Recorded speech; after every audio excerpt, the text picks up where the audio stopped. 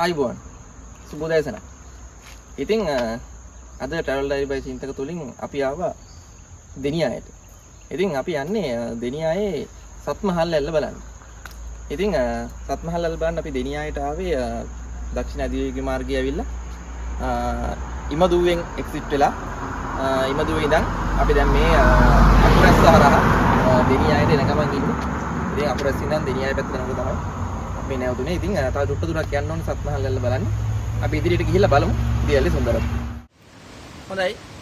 අපි මොන සත්මහල් ඇල්ල බලන්න ආවා.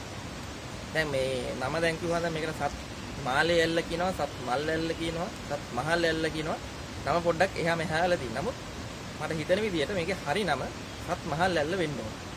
ඉතින් සත් මහල් ඇල්ලට අපි ආවේ දෙනියායට ඇවිල්ලා. දැන් මේ සත් මහල් ඇල්ලට එනවනම් ඔයගොල්ලෝ එන්න ඕනේ මුලින්ම දෙනියායේ ටවුන් එක. දෙනියායේ ටවුන් එකේ මැද්දෙම වගේ තියෙනවා පාරක් පල්ලෙකම පාර කියලා. ඉතින් ඔය පල්ලෙකම පාර හැරිලා කිලෝමීටර් 5ක් 6ක් වගේ අතර දුරක් එන්න ඕනේ ඇතුළට.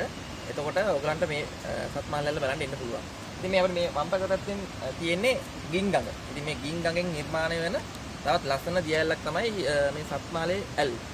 ඉතින් එන පාර පොඩ්ඩක් කිව්වොත් පාර පටන් ගත්ත තැන ඉඳන් මේ දියැල ගිට්ටුට එනකම්ම පාර හොඳට හදලා තියෙන්නේ.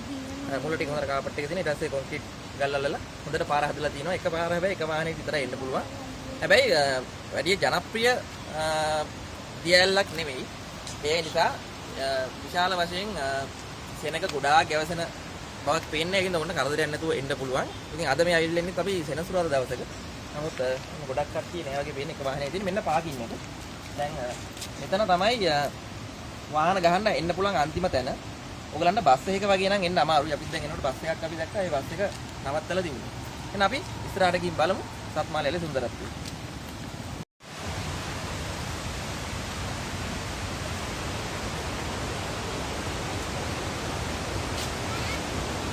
පටන් ගන්නකොටම හොඳ පණිවිඩයක් දීලා තියෙන්නේ. පරිසරය අපවිත්‍ර නොකරන්න. ඉතින් මම හිතන්නේ ඔය හැම දිනාගෙම වගකීම මේක තමයි. මේ ලස්සන තැන් සුන්දර තැන් බලන් දෙනවා වගේම පරිසරය ලස්සනට තියාගන්න ඕනේ. අපවිත්‍ර කරන්න එපා. පොලිතීන් ප්ලාස්ටික් ගෙනල්ලා දාන්න එපා. අරක්කු බීලා ඒවා දාගෙන යන්න එපා.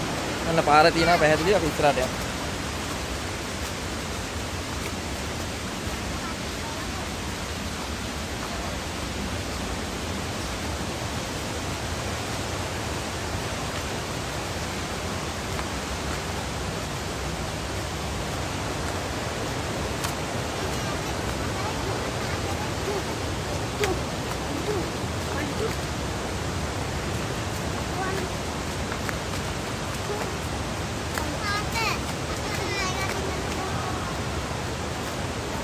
පල්ලෙහාට යනකම්ම හොඳට පඩි දාලා හදලා තියෙන්නේ.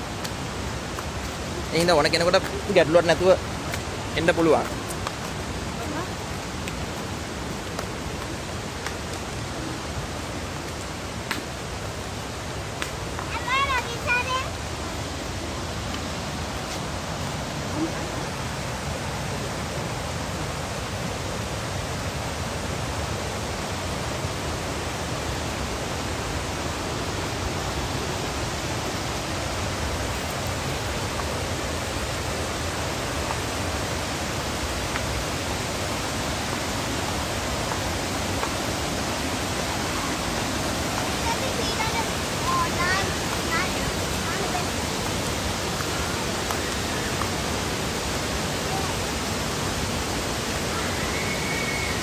මෙතන කියලා තියෙන්නේ නම් දිය නෑමෙන් අලකින්න කියලා.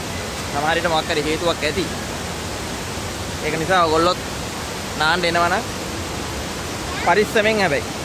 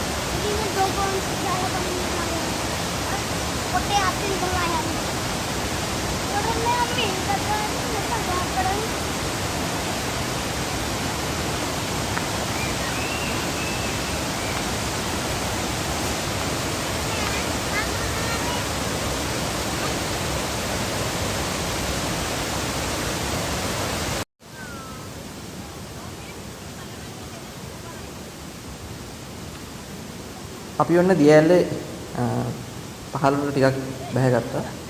මෙතන තමයි දියඇල්ල මේ ලස්සනට අපිට බලන්න පුළුවන්. ඉතින් දියඇල්ලේ මේ සුන්දර දර්ශනයේ පොඩි බාධාවක් වෙලා තියෙනවා.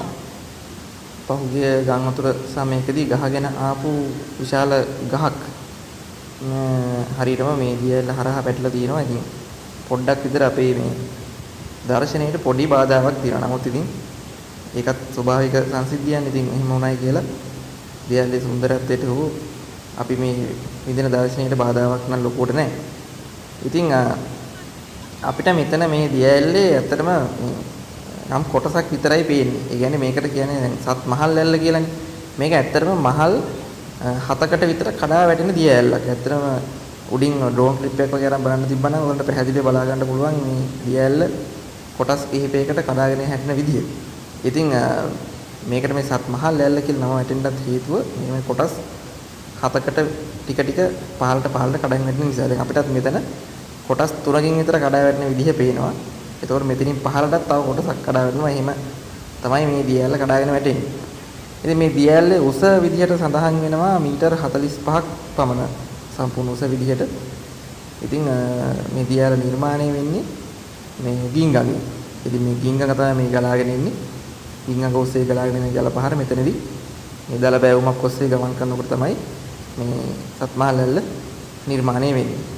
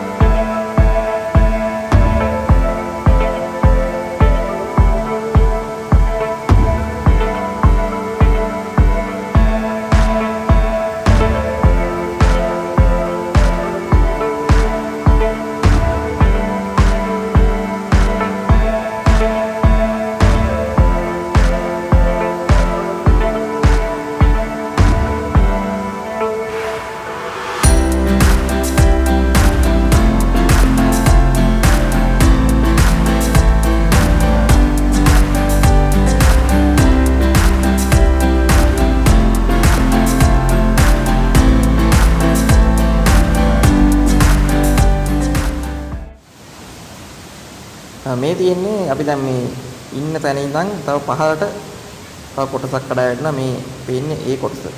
ඉතින් මෙහෙම අර මේක කොටස් ඒ කියන්නේ තට්ටු විදිහට තමයි මේ ඇල්ල පහළට ගමන් කරන්නේ. ඉතින් ඔය පේන්නේ ඉතින් එහාට මේ දියඇල්ලේ අවසානයි. ඉතින් එහාට සාමාන්‍ය විදිහට ගඟ පහළට ගලාගෙන යනවා. ඉතින් ඕගොල්ලොත් අනිවාර්යයෙන්ම මේ දෙනියාය આવුත් මේ සත්මහල් ඇල්ල අනිවාර්යෙන් බලලා යන්න. හරිම ලස්සන තැනක්. ඒ වගේම මෙතන දියනාන්න නම් මාත් හිතන විදිහට සුදුසු නැහැ. මොකද මම දැන් මෙතන ඇවිද්දා.